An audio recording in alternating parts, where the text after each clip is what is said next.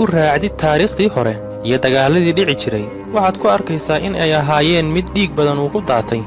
dagaaladaas oon kala soocin mid yar iyo mid weyn taas oo keentay burbur iyo barakac hor leh kuna beertay xasuusta mid aan weligeed la ilaabayn dagaaladaas oo badankoodu ay ahaayeen damac dad gaar ah ama dawlad gaar ah ay rabtay waxaynu soo qaadan doonaa tirirtaas kuwii ugu dhimashada badnaa dagaaladii Napoleon 1803 ilaa 1815 waxay ahaayeen dagaalo xidhiidh ah oo ka qarxay dawladihii reer Yurub ee waqtigii uu xilka hayay Napoleon Bonaparte taas oo ku dhamaatay in la jabiyo Napoleon ayna jabiyaan reer Britain dagaalkii Waterloo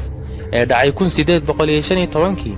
waxaana door weyn ka ciyaaray kacdoonkii Faransiiska markii uu hoggaanka la wareegay Napoleon Faransiiska 1799 kacdoonkaas kadib waxay labada dawladood ee Faransiiska iyo Britain ay iclaamiyeen dagaal sanadkii 1803 taas oo bilow u ahayd dagaaladii Napoleon ee tirada badnaa dagaaladaas oo galaaftay nolosha dad ku dhow 6 milyan oo qof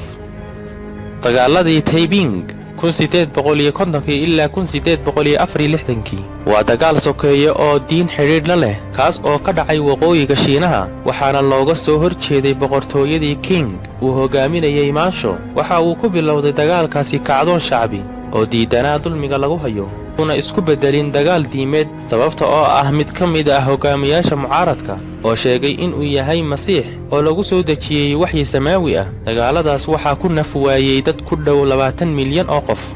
dagaaladii Mongolia 1206 ilaa 1368 dagaalkaas oo ahaa mid lagu ballaadhsanayay xukunkii Mongoliyaanka taas oo gaartay qayb weyn oo ka tirsan bariga dhexe iyo bariga Yurub